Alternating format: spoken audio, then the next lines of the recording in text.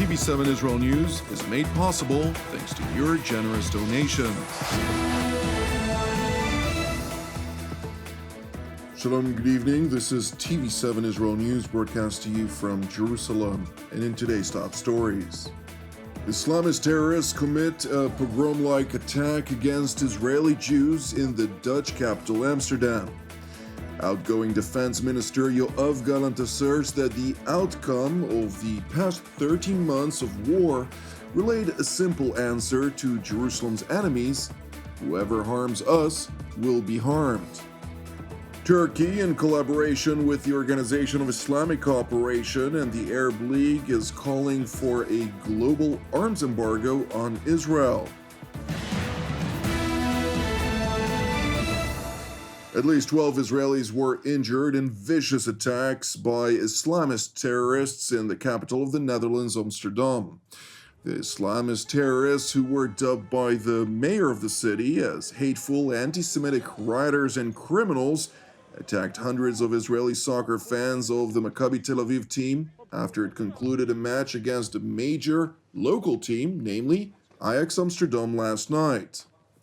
Amsterdam kijkt terug op een gitzwarte nacht. Amsterdam looks back on a pitch-black night, and it is still dark today. Hateful, anti-Semitic rioters and criminals attacked and beat up Jewish Israeli visitors to our city last night.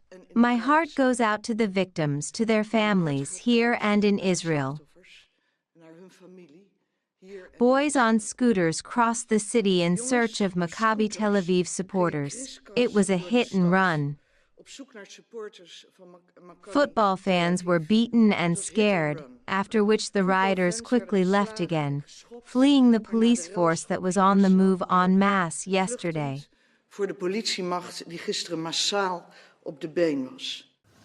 The mayor continued by raising the alarm over Jewish life and culture in the city being under threat.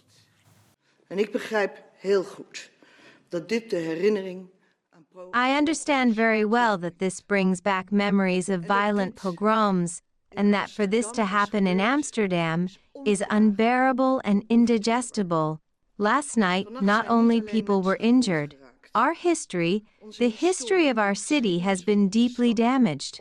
Our Jewish life, our Jewish culture, is under threat, and these are an indispensable and inalienable part of our city. In a phone call between King Willem-Alexander of the Netherlands and Israeli President Yitzhak Herzog, the Dutch monarch voiced shock by the violence against Israeli supporters who are guests in the Netherlands, while emphasizing that Jewish people must feel safe in the Netherlands everywhere and at all times. Separately, Dutch Prime Minister Dick Schoof and Prime Minister Benjamin Netanyahu held a phone conversation during the course of which the Israeli leader made a list of demands which the Dutch premier had agreed to. This is an anti-Semitic incident, a very difficult incident. It isn't a clash between soccer fans. It was an organized attack with the aim of targeting Jews, and may well have been even worse than that, by anti-Semitic and radical operatives. And this matter, first of all, puts us and also them, also the Free States and the Netherlands, in danger. It doesn't just endanger us, it also endangers them. But first we need to consider our danger.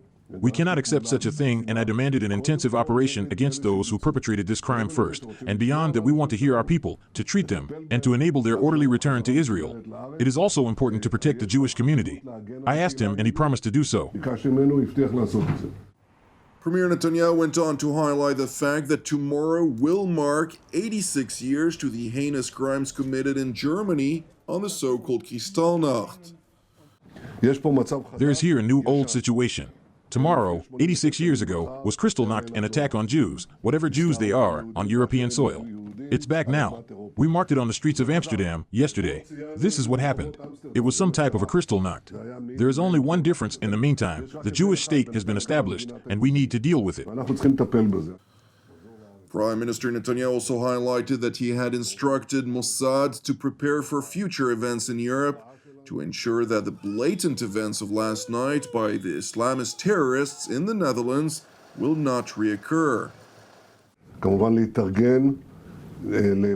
We must prepare for future possibilities of this reoccurring. There are, of course, additional football and basketball games in Europe, along with additional events that we need to think about. I instructed the director of Mossad and other officials to prepare our contingencies, alert and preparedness to a new reality. Turning to Tel Aviv, where a change of guard ceremony was held for Israel's top defense official, with outgoing Minister Yoav Gallant highlighting that these past 13 months of war have relayed to Israel's enemies a simple equation: whoever harms us will be harmed.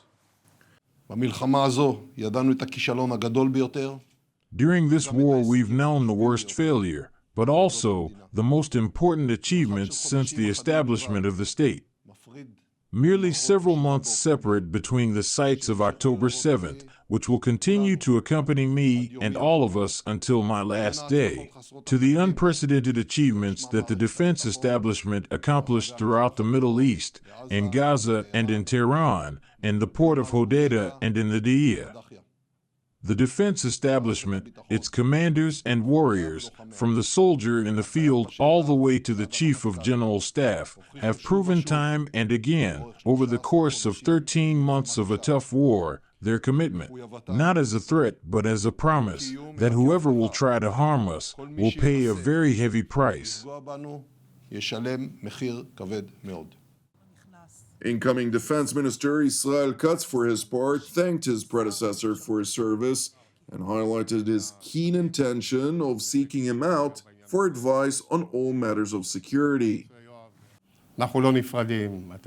We are not separating. You are not leaving the defense establishment. I'm sure that you will return and continue to contribute. I will also allow myself to seek you out for advice as much as your time will permit. And together, all of us, will complete the task, and with God's help we will bring about victory in this campaign, with its clear objectives. Jerusalem's newly appointed top defense official went on to highlight his priorities moving forward.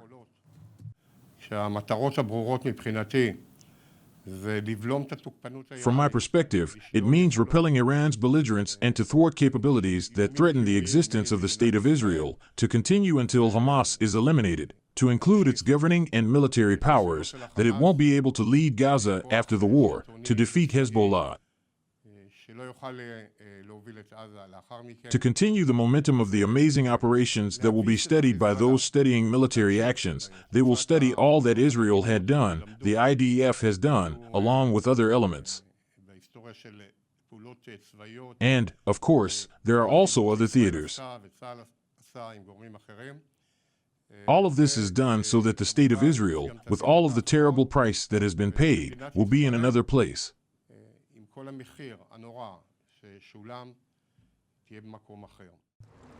It is worth highlighting that yesterday, while still serving as Israel's foreign minister, Israel Katz hosted his French counterpart in Jerusalem, after which Minister Jean-Noël Barrot reiterated the French call to end the war in both the Gaza Strip and Lebanon. Aujourd'hui, je suis revenu à Jérusalem. Today, I came back to Jerusalem because I believe it has opened a perspective to put an end to the tragedy in which Israelis, Palestinians, and the entire region have been immersed since October 7th. On the one hand, the very significant tactical successes obtained by Israel, and in particular the elimination of Yahya Sinwar, architect of this ignoble massacre, favor the end of the military operations. On the other hand, a new American president has been elected. He has never made a mystery of his wish to see the end of endless wars in the Middle East. The conditions seem to me therefore united to head, in the coming weeks, towards a diplomatic solution to the ongoing conflict. Vers une solution diplomatique au conflit en cours. While Paris's top diplomat was visiting Israel, French President Emmanuel Macron, who has called for a global boycott of arms transfers to Israel, met with his Turkish counterpart, Recep Tayyip Erdogan, in Hungary's capital of Budapest. And while both leaders discussed the Middle East among other topics, the Turkish mission at the United Nations, in collaboration with the Organization for Islamic Cooperation as well as the Arab League, have called for a global boycott of arms transfers to Israel. On behalf of the sponsors of the joint letter calling for a halt to arms transfer to Israel, I would like to make a few remarks.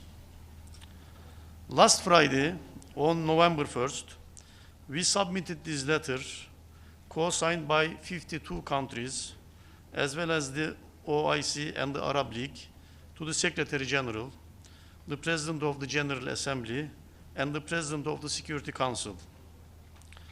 This initiative reflects our grave concern over the unprecedented escalation of violence and the blatant violations of international law in Gaza and the broader occupied Palestinian territories, including East Jerusalem, as well as in Lebanon and across the Middle East.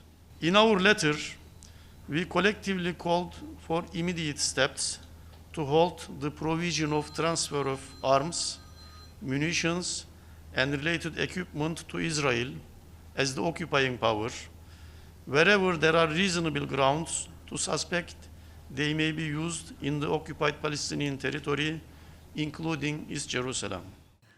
It is important to underscore that while those calls are infuriating, it essentially doesn't really have any substance, since the United States and Germany, which are alongside India, the major arms suppliers to Israel, have enshrined arms shipments to Israel in their respective books of law.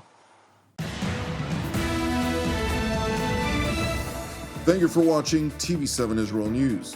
I would like to encourage you to pray for the peace of Jerusalem and salvation of Israel. Separately, if you're blessed by productions which are exclusively donation-based, please consider supporting our programs with a donation. You can do so via our website at www.tv7israelnews.com.